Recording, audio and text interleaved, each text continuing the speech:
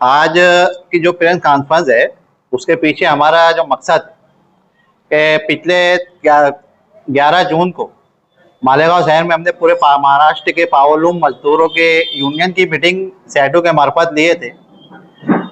वहां पर हमने तय किए थे कि आज महाराष्ट्र के पावरलूम मजदूरों की जो हालात है बद से बदतर होते जा रहे, कच्ची बस्तियों में टूटे फूटे मकानों में रहने पर मजबूर है।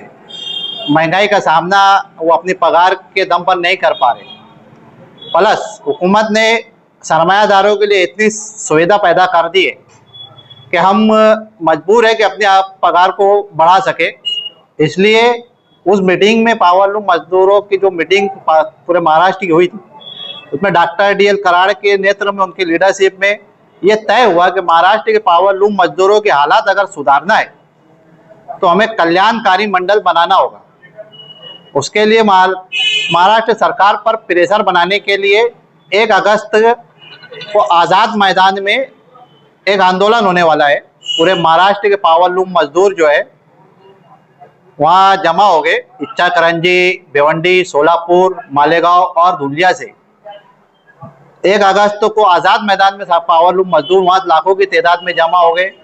मालेगांव शहर से भी कई लोगों ने हमारे पास नाम लिखा है और जागरूकता लाने के लिए और मजदूरों को बेदार करने के लिए अपना हक अधिकार जानने और अपने अधिकार को हासिल करने के लिए क्या रणनीति अपनाना चाहिए। इस मकसद के तहत पावरलूम मजदूर को बेदार करने के लिए हमने आप लोगों को यहाँ बुलाया है कि आपके चैनल के माध्यम से हम पालिकाओं के पावरलूम मजदूरों को ये मैसेज देना चाहते 1 अगस्त को सैडो यूनियन के लीडरशिप में जो आज़ाद मैदान में आंदोलन हो रहा है पूरे महाराष्ट्र के पावरलूम मजदूरों का, उसके लिए हम कल से दस्तखती मुहिम शुरू करेंगे। ये लेटर पर पावरलूम मजदूरों के सिग्नेचर लिएंगे जिसके अंदर ये लिखा हुआ है कि महाराष्ट्र के मुख्यमंत्री और कामगार मंत्री के नाम ये लेटर है और इसमें हमने मांगनी की है कि पावरलूम मजदूरों का कल्याणकारी मंडल बनाया जाए। ये वक्त की ज़रूरत है। पावरलूम मजदूरों के हालात सुधारने के लिए ये ज़रूरी है। कल्याणकारी मंडल से हमारे पावरलूम मजदूरों को बहुत से फायदे मिलेंगे। उन्हें पेंशन मिलेंगी, बच्चों की शादी ब्याह के लिए पैसा मिलेगा और बोनस वगैरह जो है कल्याणकारी मंडल से मिलता है। इसकी मिसाल के तौर पर मैं अपना बांधकाम मजदूरों का जो कल्याणकारी मंडल है उसका लाभ मालेगांव शहर के मिस्त्री हजरात उठा रहे हैं। आप उनसे जान सकते हैं कि उससे क्या फायदा होता है। उस कल्याणकारी मंडल को बनाने के लिए हुकूमत इतनी आसानी से मानेगी नहीं। हमें कुछ ना कुछ जोर जब आंदोलन करना पड़ेगा, अपनी आवाज़ को हुकूमत तक पहुंचाने के लिए हरकत करनी पड़ेगी। वो कहते हैं ना कि जब बात उसूलों की हो तो टकराना ज़रूरी है, अगर जिंदा हो तो जिंदा नज़र आना ज़रूरी है। मालेगांव शहर के मजदूरों को भी हम ये बात बताना चाहते हैं कि हुकूमत को ये बताना होगा कि मालेगांव शहर का मजदूर मरा नहीं है, सोया नहीं है। हाँ, वो हालात का मारा है। 12 घंटे ड्यूटी करने के बाद वो थक जाता है। अपने हक अधिकार को नहीं जानने की वजह से वो आवाज़ नहीं उठा पाता। लेकिन अब हम उन्हें उनके अधिकार बताएंगे और बताएंगे कि हुकूमत उनका कल्याणकारी मंडल बनाने की पाबंद है कानून के मुताबिक। बस ये निकम्मी सरकार को नींद से जगाना होगा और इसके लिए हम आपका साथ देने के लिए तैयार है। मैं पावरलूम मजदूरों से सिर्फ इतना कहूँगा कि आप हमारे साथ चले, हमारे कंधे से कंधा मिलाए। ये आपकी अपनी लड़ाई है, आपके अधिकार की लड़ाई है। इसका यूनियन से कोई ताल्लुक नहीं है, कोई यूनियन का इसमें कोई फायदा नहीं है। ये जब भी कल्याणकारी मंडल बनेगा हमारा भी फायदा होगा, हमारे आने वाली नस्लों का भी फायदा होगा, हमारे बच्चों का मुस्तकबिल सुधरेगा। क्योंकि कल्याणकारी मंडल में जब रजिस्ट्रेशन होता है, कल्याणकारी मंडल जब बनता है उसमें एक रजिस्ट्रेशन होता है। उस रजिस्ट्रेशन के तहत आने वाली हुकूमत में, आने वाले दौर में, आने वाले दिनों में जब भी कोई सरकारी स्कीम मजदूरों के लिए, गरीबों के लिए आती है तो सरकार उसको कल्याणकारी मंडल में रजिस्टर्ड मजदूरों को उसका लाभ देती है। इसी के साथ पावरलूम मजदूरों के कल्याणकारी मंडल में की जो सुविधा है वो कामगार की बीवी, कामगार के बच्चे, कामगार की अम्मी और उसके अब्बू, ये एक परिवार को मेडिकल की सहूलत मिलती है। उनके कामगार के बच्चों को शादी ब्याह में हुकूमत की तरफ से फंड मिलता है। कोई डिलीवरी के लिए पैसा मिलता है, घर बनाने के लिए कोई स्कीम आती है तो उसमें मजदूर का हिस्सा होता है, ऐसे अनगिनत फायदे मिलते हैं। लेकिन सरकार इतनी आसानी से ये नहीं देगी, आप सरकार को जानते हो।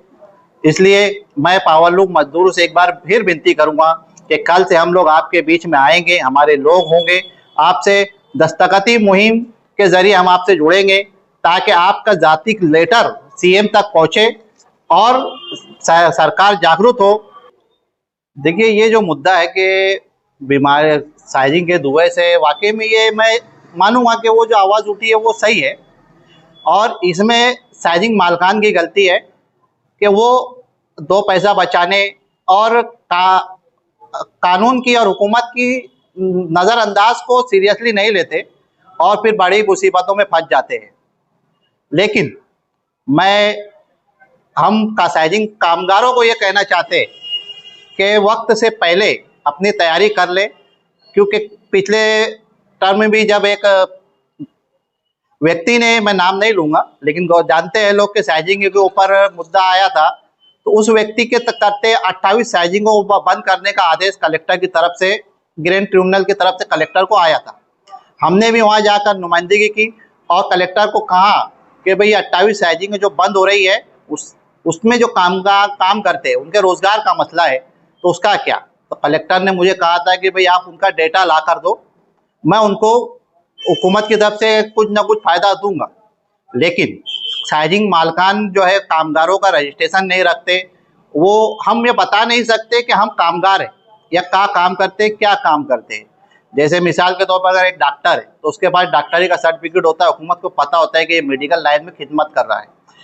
एक वकील है, उसके पास LLB की डिग्री होती है, हुकूमत से मंजूर शुदा, हुकूमत को पता होता है कि ये व्यक्ति जो है कानून में लोगों की मदद कर रहा है। लेकिन पावरलूम मजदूर क्या, उसका कोई डॉक्यूमेंट नहीं होता, उसकी वजह से वो लाभ नहीं मिला। तो मैं साइजिंग मजदूरों से स्पेशली कहना चाहता हूँ कि वक्त रहते आप यूनिट हो जाओ, एकजुट होकर।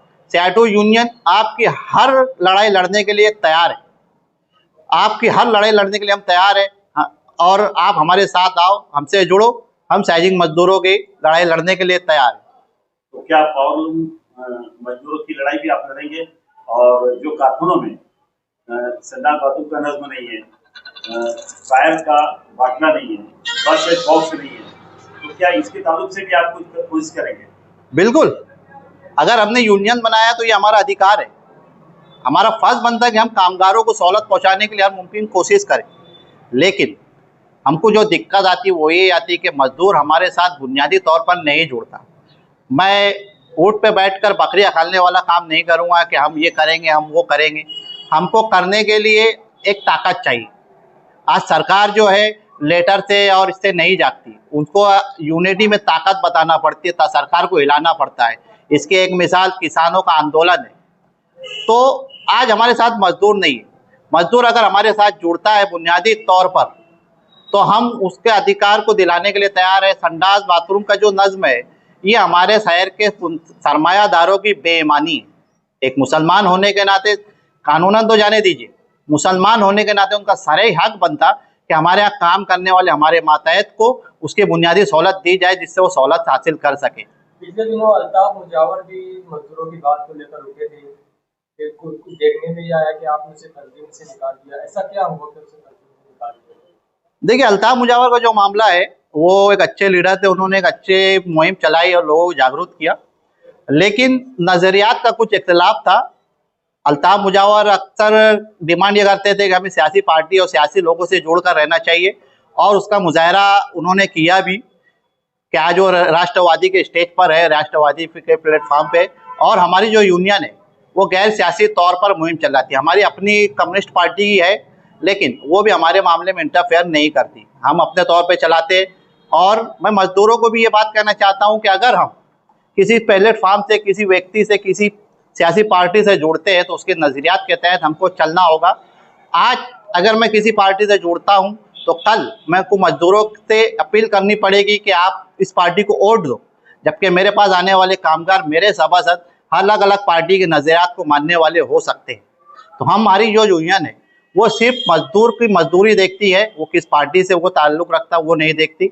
तो हमारा और अल्ताफ मुजावर को का जो तलाब है वो सियासी नजरियात को लेकर है।